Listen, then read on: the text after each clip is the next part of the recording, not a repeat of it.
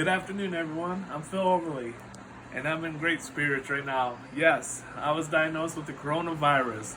Yes, I went through a lot of sickness and a lot of pain and a lot of suffering. It was no easy task, but I want first and foremost to thank God for His glory and all the things that He has given to us to be able to get through this and to be able to fight this. And I'm posting this video because I want others to understand the realization of what this coronavirus is and what it's about and how I may be able to help you. Now, I might talk a little bit about my journey. Not everybody's going to be the exact same. Not everybody's going to go through the exact same things that I went through. Everybody's totally different. Here's the key that I do know. When I went to the doctors, they were all lost. Nobody knew what to do for me. As a matter of fact, we felt alone. We left there feeling alone because they kind of just pushed us out the door and couldn't wait for us to go home. Before I left, I asked that doctor on Monday, is there anything you can do, a Z-Pack or anything? They said, absolutely not, just go home. What a great feeling that is, right? Wasn't diagnosed at that time either. They wouldn't even give me the swab or the test because I'm too young and didn't qualify at that time. I'm 45 and didn't qualify. But I first want to let you know, I've been fighting this. It'll be almost 2 weeks on Friday. And every day I got down and prayed to our Heavenly Father, knowing that He would help me get through this. They say that He never gives you anything you can't get through on your own.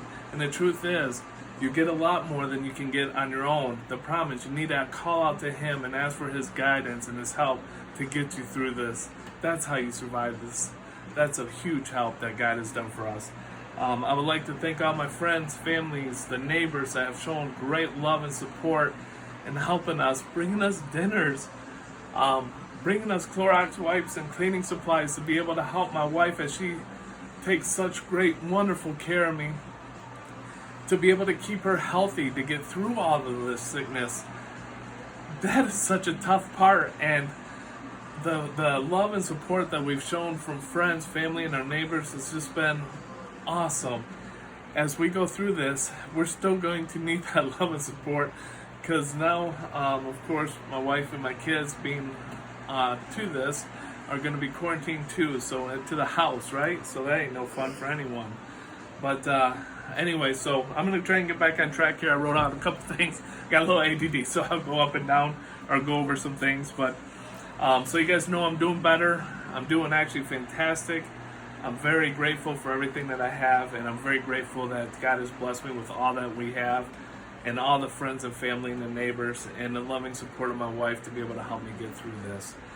Now, like I said before, this is my journey. This is not what you may feel or what happened to you, but this is how my journey started. We started off on a Friday. I was sent home from work because I was coughing. I thought it was no big deal, probably just some allergies or something, not a big deal. That Friday it got a little worse. That Saturday, boy, I couldn't smell. I lost my taste, and my taste buds are still kind of all jacked up. I couldn't smell, and I lost my taste buds. I got a major headache, and I couldn't figure out how to get rid of this headache. And the pain just was non-stop. And then all of a sudden I got a fever. And my fever, you're thinking no big deal at 99.8, 99.9. And it is a big deal. It does change your life. And then after that, it starts going to 100, and then 101, and then 102. And when it got up to 102.7, on different days, different things, you start really freaking out. So we went to the doctors on Monday so I could figure out what was going on, because I thought maybe, hey, if this is just a bad cold, something to get rid of, and pretty much the doctor diagnosed me with the COVID-19 at that time, saying, hey, pretty much everything, you got all the symptoms of it, and but we won't test you. And I left. That Monday, I come home, and of course, remember, I've been quarantined in my bedroom since Friday, as it is, and I just felt helpless, scared. My wife felt so much pain for her because we didn't know what to do. We were scared and lost. And then we came up with some symptoms or some things to get through this. First of all, every night that you go to bed is going to be a tough night. It's not going to be easy. I don't want to put anything out there that's going to be easy. The fevers are nonstop. Things that helped me was, one, we packed a cooler. My wife put a cooler by my bedside every night. In the cooler had ice packs, Jello, all the things, water, all the things you need to get through that night.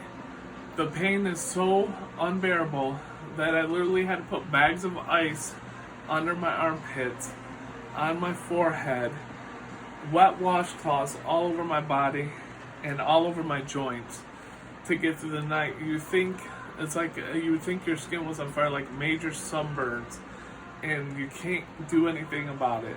Your temperature is skyrocketing, and your breathing becomes less and less. And it's a fight just to get a third breath in. Every third breath, I remember telling my wife, I would take that breath and try and suck in a little more, just to get through there without trying to get that cough to come out.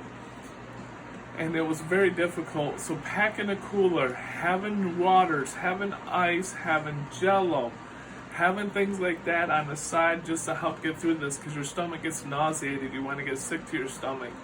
Having those things by your bedside is a huge help. Doing Tylenol and ibuprofen every other couple hours to try and break it up a little bit did also help. Other things that I take was lots of vitamin C, tons of vitamin C, so much to the fact that it makes you almost feel sick to your stomach, but a lot of vitamin C. Other things I've been doing is raw honey, hot water and raw honey with cinnamon in there, and get it as hot as you could possibly stand it, and that helps the throat, it helps coat the throat and helps see some of the pain that you're going to have. Other things that we've done is you're going to have, I had a light blanket and a heavier blanket because you're going to go through chills. The lighter blanket helps you, so it keeps you cooler at night and during the day, and then as you get the chills, you're going to wake up, there's going to be times that you're going to be waking up in sweat, pouring sweat. You get up, you switch the blankets around and have another set of blankets just there, or I would put towels and lay towels down on the bed to try to get through some of those sweaty nights. I got a little list here, some other things that you want to make sure you have. Oh, showers is so huge. I took 2-a-day showers. When your head is just about ready to explode and the pain is unbearable, if you take a nice warm shower, the steam and the moisture helps the throat, helps the breathing. And sometimes you might need somebody not too far off because you can black out. You want to be able to make sure that you can take it, but just putting it before you go to bed at night, it really helps relax your muscles and your body at night. Take a nice steamy shower at night, and then in the morning I would take a nice steamy shower in the morning to help me. So 2 showers a day was a huge help too as well in getting through this. And some other things that you might want to be aware of for anyone that's taking care of you, like my wife, have a mask on. She's actually videotaping this, and she's got her mask on, and make sure they wear gloves. Gloves is a huge key. Disinfectant, being disinfective, using the Clorox wipes. We were running really low. My wife put a Facebook post out there, and it was overwhelming with the response of people that helped to drop those things off. So I want to say thank you guys so much for that. God is so great, and for Him to be able to pull all of us together to get through a difficult times like this is simply amazing. God does such big miracles, and just trust and have faith in Him, and He'll get you through this. But to go back to with my wife, with the mask, the gloves, the disinfectants, I stayed contained in my bedroom. Guys, I've been in my bedroom forever, it seems like. It'll be 2 weeks on Friday. My wife called it yard time. The last couple of days I've been feeling better, so she's taking me outside to have yard time. And boy, those were really great, just to have the sun beat down on you and feel the sun on you. And then make sure, the biggest thing, and I can't emphasize this enough, is washing your hands, and having your wife, whoever's taking care of you, to wash their hands every time they leave your room, just touching the doorknob or touching anything. I've been very fortunate. I have my own bathroom, I have my own bedroom, so none of the kids or nobody's been in here. I've been containing myself to my bedroom.